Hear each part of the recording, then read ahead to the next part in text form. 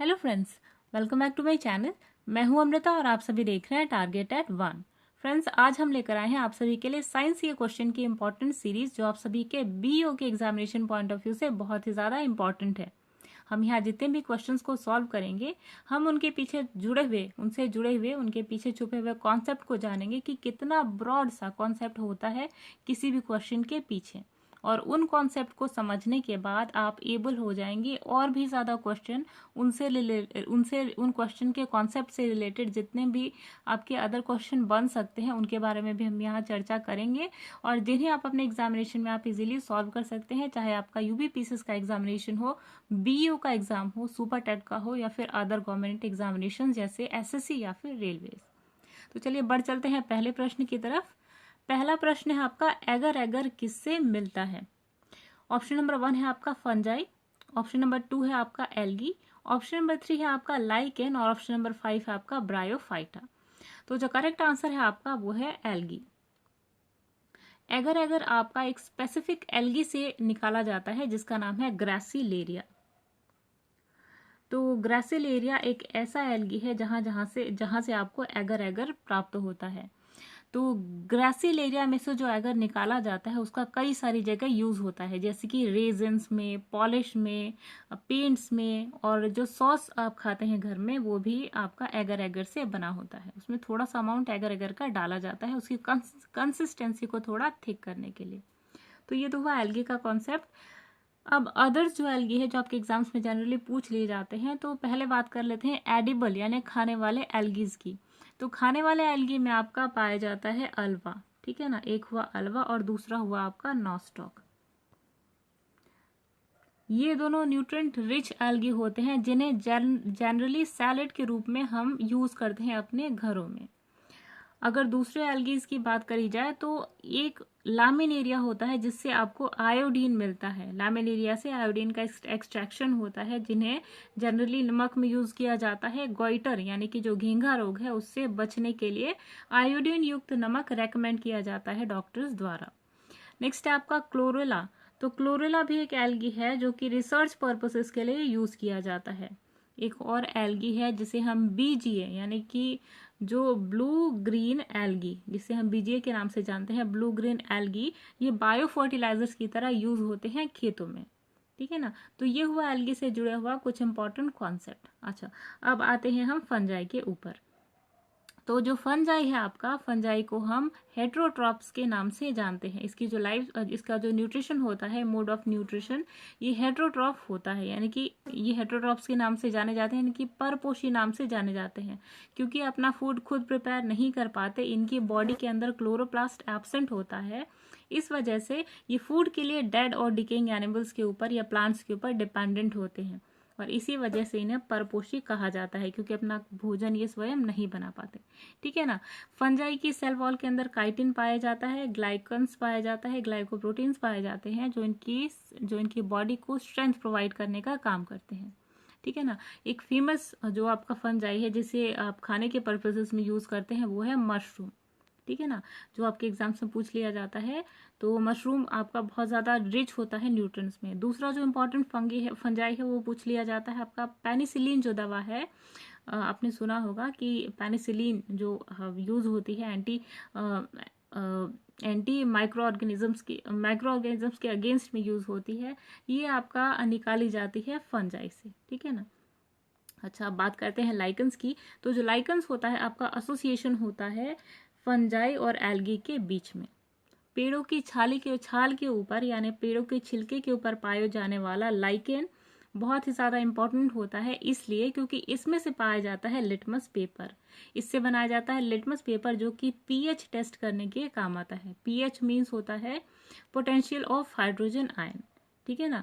तो अगर किसी भी प्रोडक्ट का या किसी भी सॉल्यूशन का पीएच 7 से कम होता है तो वह एसिडिक माना जाता है, और अगर 7 से ज़्यादा होता है तो वह सॉल्यूशन आपका बेसिक माना जाता है। अगर 7 है तो वो सॉल्यूशन या सब्सटेंस आपका न्यूट्रल होगा, ठीक है ना। तो ये कुछ कॉन्सेप्ट था। नेक्स्ट है गाइज आपका ब्रायोफाइटा के बारे में बात करते हैं। तो ब्रायोफाइटा मीन्स होता है, इसे हम प्लांट किंगडम का एम्फीबियन के नाम से जानते हैं। यानी कि एम्फीबियन मीन्स वॉट, ऐसे ऑर्गेनिजम्स जो लैंड और वाटर दोनों में इजीली एग्जिस्ट कर सकते हैं, अपने आप को ढाल सकते हैं, ऐसे ऑर्गेनिजम्स को हम एम्फीबियंस के नाम से जानते हैं। तो ब्रायोफाइटा को हम एनिमल किंगडम प्लांट किंगडम के एम्फीबियंस के नाम से जानते हैं।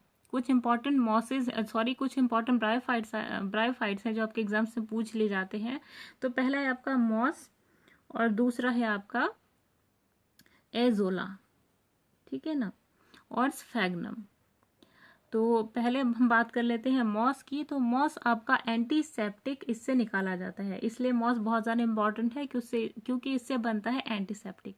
एजोला इसलिए इम्पॉर्टेंट है क्योंकि इससे जैविक खाद, यानी कि जो हमने बात की थी अभी आपका बायो फर्टिलाइजर्स, यानी कि जैविक खाद के रूप में यूज होता है एजोला। अब स्फैग्नम की बात करी जाए तो आपने देखा होगा चिरागों में जो बत्ती पड़ती है वो आपकी स्फैग्नम से बनती है, ठीक है ना। तो ये कुछ इंपॉर्टेंट कॉन्सेप्ट के आपके इस क्वेश्चन से रिलेटेड। चलिए बढ़ चलते हैं नेक्स्ट पे। अगला प्रश्न है आपका, ब्रेड में प्रयोग होने वाला बेकिंग सोडा क्या है? यानी ब्रेड में या फिर जो भी बेकिंग एजेंट्स है, जैसे केक है आपका या पकोड़े हैं, तो उसमें जो आपका बेकिंग सोडा पड़ता है, जो बेकिंग सोडा आप जनरली यूज करते हैं, खाने वाला सोडा, उसे हम केमिकल फॉर्मूला में केमिस्ट्री की फील्ड में किस नाम से जानते हैं? ऑप्शन नंबर 1 है आपका सोडियम कार्बोनेट, ऑप्शन नंबर 2 है आपका सोडियम बाइकार्बोनेट, ऑप्शन नंबर 3 है आपका सोडियम सल्फेट और ऑप्शन नंबर 4 है आपका सोडियम क्लोराइड। तो जो सही आंसर है आपका वो है सोडियम बाइकार्बोनेट, जिसका फॉर्मूला होता है Na2HCO3। ये फॉर्मूला होता है आपका खाने वाला सोडा, यानी कि बेकिंग सोडा की, जो ब्रेड में या फिर पुडिंग्स में या फिर आपके केक्स में यूज होता है। अगर बात करी जाए Na2CO3, ये होता है आपका सोडियम कार्बोनेट, ठीक है ना, Na2CO3, जिसे वॉशिंग सोडा यानी कि धोबन सोडा के रूप में जानते हैं। तो इसका फॉर्मूला होता है Na2CO3.10H2O। ये फॉर्मूला होता है आपका सोडियम कार्बोनेट का। अच्छा, अब बात कर लेते हैं सोडियम सल्फेट की। तो आपका जो सोडियम सल्फेट होता है, इसे ये आपका यूज होता है केमिकल इंडस्ट्री में, क्लीनिंग एजेंट्स के रूप में सोडियम सल्फेट को यूज किया जाता है। NaCl की बात करी जाए यानी कि सोडियम क्लोराइड की, तो ये होता है आपका टेबल सॉल्ट, जो कॉमन सॉल्ट जो आप खाने के लिए सब्जी में या फिर सैलड्स में डालने के लिए यूज करते हैं, white salt, that is called NaCl यानी कि सोडियम क्लोराइड। इसे प्रिजर्वेटिव्स के रूप में भी यूज किया जाता है, ब्राइन सॉल्यूशन के लिए यूज किया जाता है, फ्लेवरिंग एजेंट होता है, साथ में क्लीनिंग का और प्रिजर्वेटिव का भी काम करता है।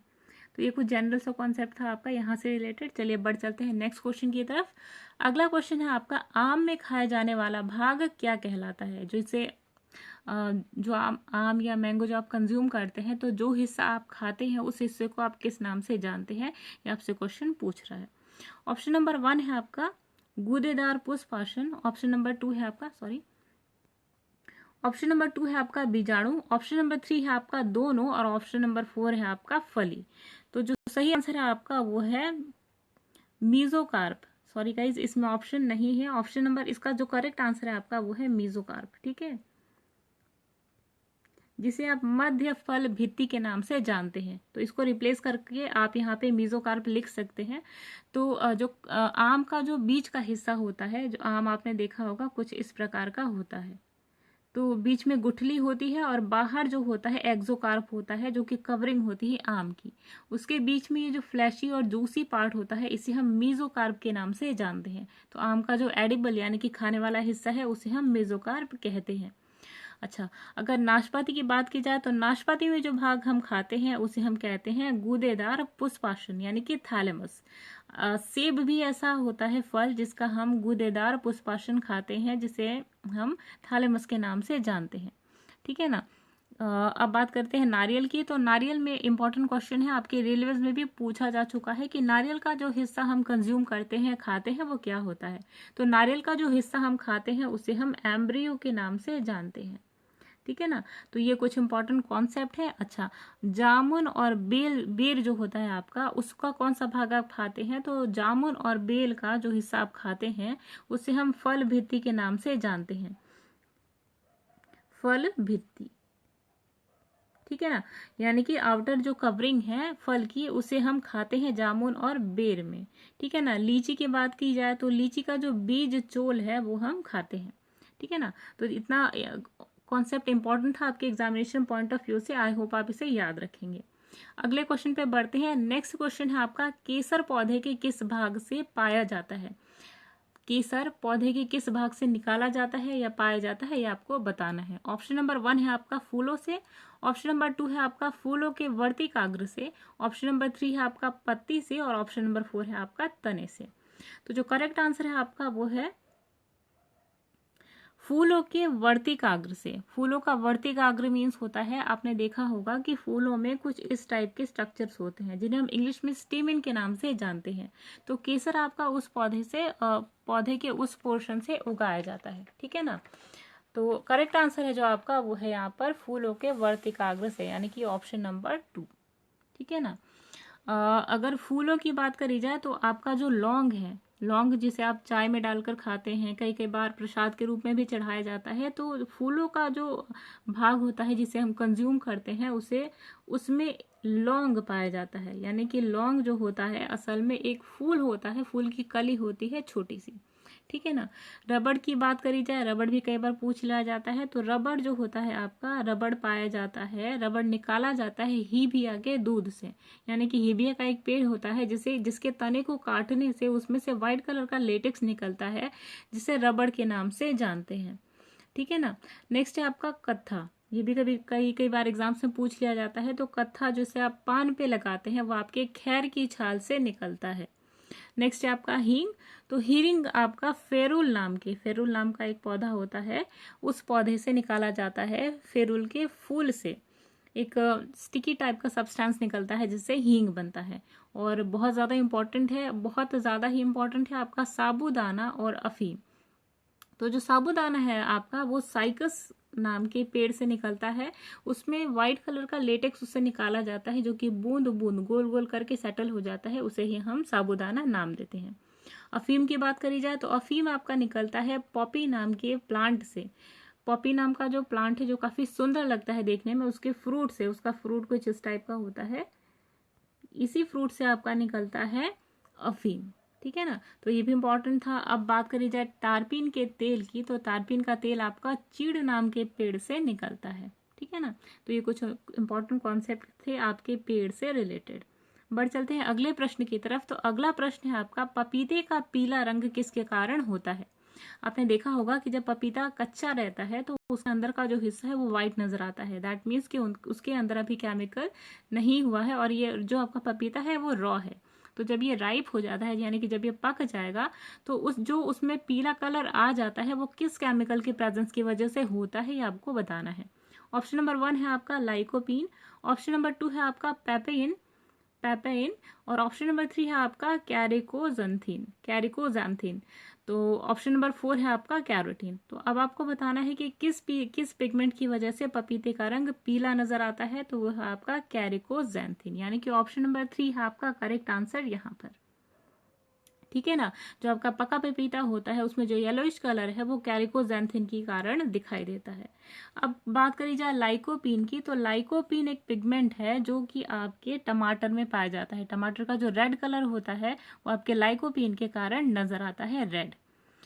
अब बात करी जाए पैपेन की, तो पैपेन आपका होता है सफेद कलर का लेटेक्स, सफेद कलर का दूध जो कि कच्चे पपीते को अगर आप काटें तो उसमें से एक दूध टाइप का निकलता है, वही आपका पैपेन कहा जाता है, जो कि एक एंजाइम की तरह काम करता है।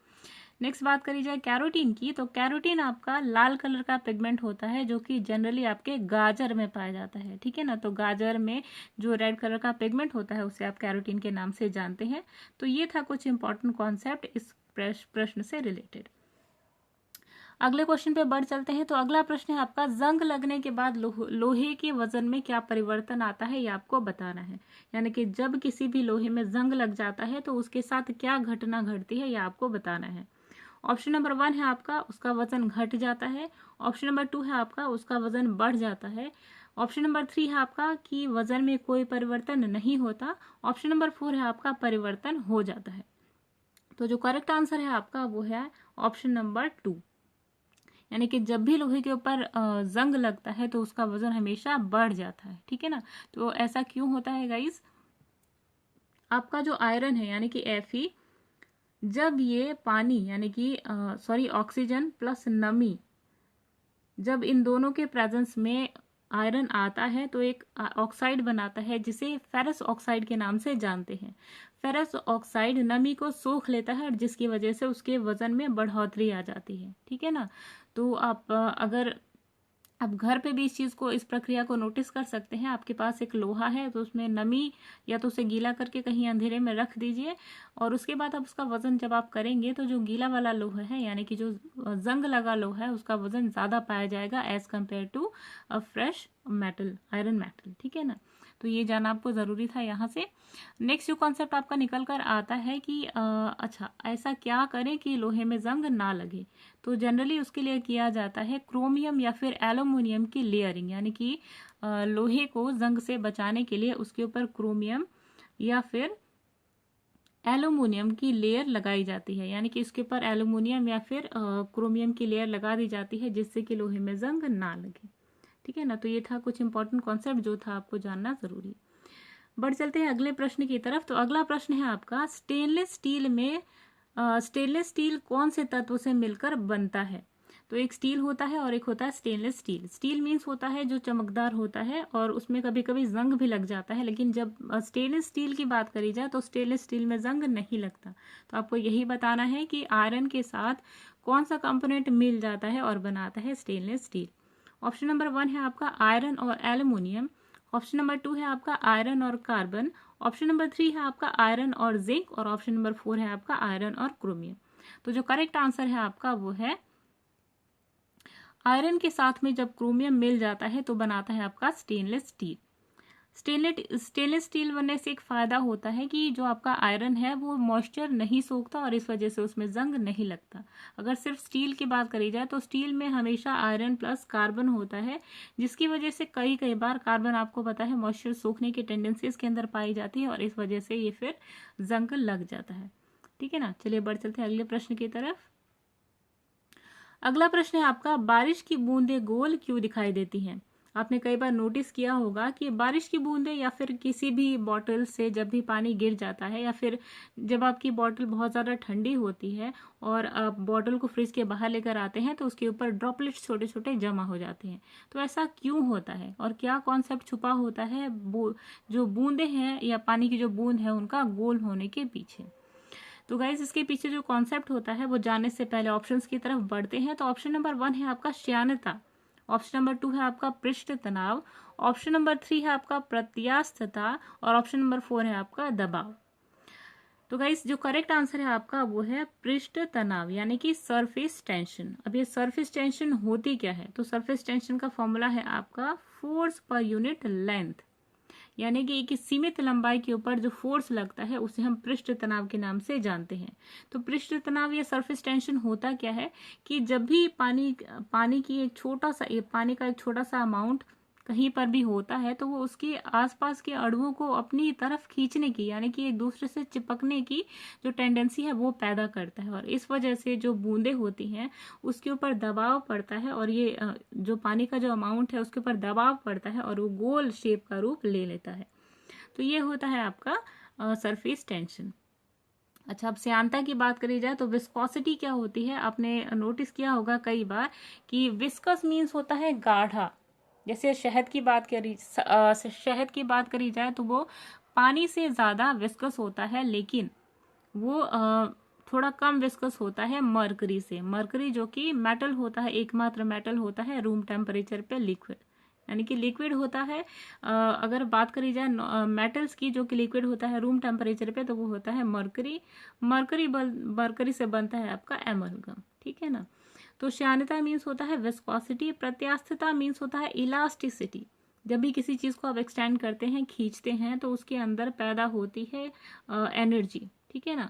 आपका काइनेटिक एनर्जी भी हो सकती है, पोटेंशियल भी एनर्जी हो सकती है, लेकिन जब आप खींच रहे होते हैं तब उसके अंदर आती है काइनेटिक एनर्जी, लेकिन जब आप खींच कर पकड़े होते हैं तो वहाँ पर आती है इलास्टिक पोटेंशियल एनर्जी, ठीक है ना। दबाव तो सभी को पता है दबाव क्या होता है, तो यहाँ पर डिस्कस करने की ज़रूरत बिल्कुल भी नहीं है। आगे बढ़ चलते हैं। अगला प्रश्न है आपका, लैंप की बत्ती में तेल ऊपर क्यों चढ़ता है? आपने देखा होगा कि पहले के ज़माने में जो लैंप यूज़ होता था उसमें जब मिट्टी का तेल नीचे डाला जाता था वो धीरे धीरे रिस रिस कर ऊपर चला जाता था। तो क्या कारण ऐसा होता है कि जो आपका मिट्टी का तेल है वो ऊपर चढ़ता चला जाता है? तो ऑप्शन नंबर 1 है आपका दाब अंतर, ऑप्शन नंबर 2 है आपका केशिकत्व, ऑप्शन नंबर 3 है आपका तेल की कमी और ऑप्शन नंबर 4 है आपका श्यानता। तो जो करेक्ट आंसर है आपका वो है केशिकत्व। केशिकत्व जिसे आप कैपिलैरिटी के नाम से जानते हैं। Capillarity is what? जब भी आप किसी चीज को जब भी आप किसी लिक्विड को जिसकी डेंसिटी कम होती है उसको किसी वेसल में बर्तन में डालते हैं तो चीज ऊपर उठने लगती है। जैसे पानी पानी अगर आप किसी पतली नली में डालेंगे तो पानी ऊपर की तरफ उठता चला जाएगा, पतली सी नली, ठीक है ना। मोटी पाइप की बात यहाँ नहीं करी जा रही है, ड्रम की बात नहीं करी जा रही है, पतली सी पाइप, ठीक है। लेकिन अगर जब आप पारा यानी कि Hg को इसी इसी के अंदर, इसी पतली सी नली के अंदर भरेंगे तो ये क्या करता है, ये नीचे की तरफ चला जाता है, ठीक है ना, ऊपर की तरफ नहीं बढ़ता। तो ये दोनों ऑपोजिट प्रॉपर्टी होती है, ये फर्क होता है विस्कोसिटी का, ठीक है ना। तो कैपिलैरिटी मीन्स होता है कि पतले नलियों के द्वारा जब लिक्विड ऊपर की तरफ चढ़ने लगता है, एक स्थान से दूसरे स्थान ट्रैवल करता है, मूव करता है, तो उसी को केशिकत्व कहा जाता है। इसका एग्जाम्पल है, जब भी आप पानी के कांटेक्ट में सूती कपड़े को लेकर आते हैं तो सूती कपड़े के अंदर पानी चला जाता है, सोख लेता है सूती कपड़ा, ठीक है ना।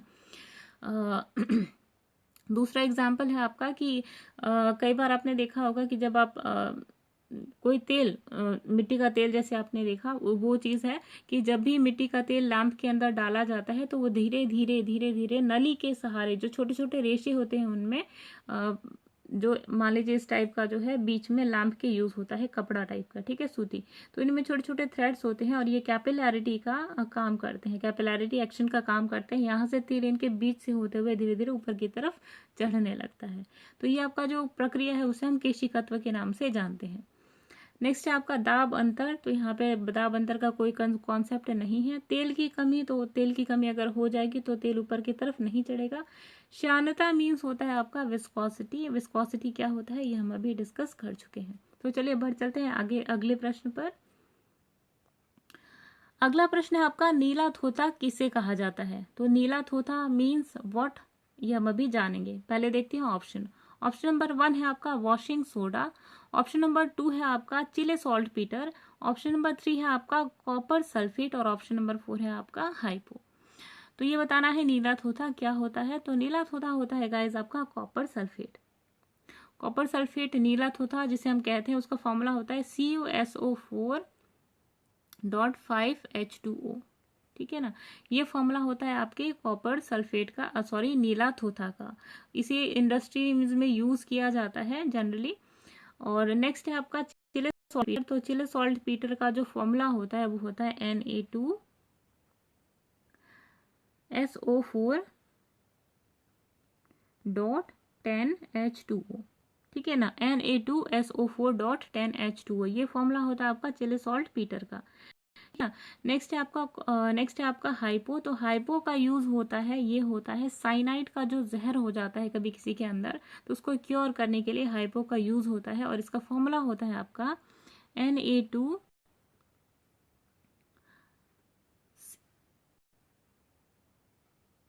सॉरी गाइस स्क्रीन में थोड़ी सी प्रॉब्लम है। नेक्स्ट है आपका जो फॉर्मूला है आपका हाइपो का वो है Na2S2O3 Na2S2O3.5H2O। तो जो आपका हाइपो का फॉर्मूला है वो है A2S2O3.5H2O, जिसे हम साइनाइड करने के लिए यूज करते हैं। तो ये था कुछ इंपॉर्टेंट कॉन्सेप्ट आपका इस क्वेश्चन से रिलेटेड। नेक्स्ट क्वेश्चन पे आते हैं।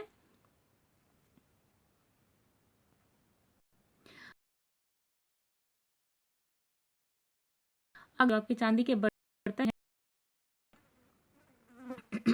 सॉरी आपके जो चांदी के बर्तन है वो काले क्यों पड़ जाते हैं?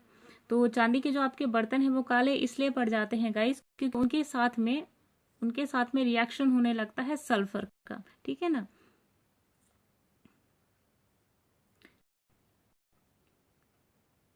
सॉरी गाइस, टेक्निकल इश्यूज़ की वजह से हमें वीडियो को यहीं पे ख़त्म करना पड़ रहा है। आई होप आपको वीडियो बहुत पसंद आई होगी। अगर वीडियो अच्छी लगती है तो प्लीज़ वीडियो को लाइक करें, और इन्फॉर्मेशन अगर आपको यूज़फुल लगती है तो प्लीज़ चैनल को सब्सक्राइब करें और इसे शेयर करें अपने फ्रेंड्स के साथ, जिन्हें भी आप चाहते हैं कि ये इन्फॉर्मेशन इंपॉर्टेंट तक पहुँचे। और नोटिफिकेशन बेल को प्रेस करना बिल्कुल ना भूलें, क्योंकि इससे आप अपडेट होते रहेंगे हमारे लेटेस्ट अपडेशन से, यानी कि अगर हम कोई भी वीडियो अपलोड करते हैं तो वो आप तक सबसे पहले पहुंचेगी। तो चलिए मिलते हैं नेक्स्ट वीडियो में कुछ और इम्पोर्टेंट कॉन्सेप्ट के साथ। तब तक अमृता को दीजिए इजाज़त। Bye bye.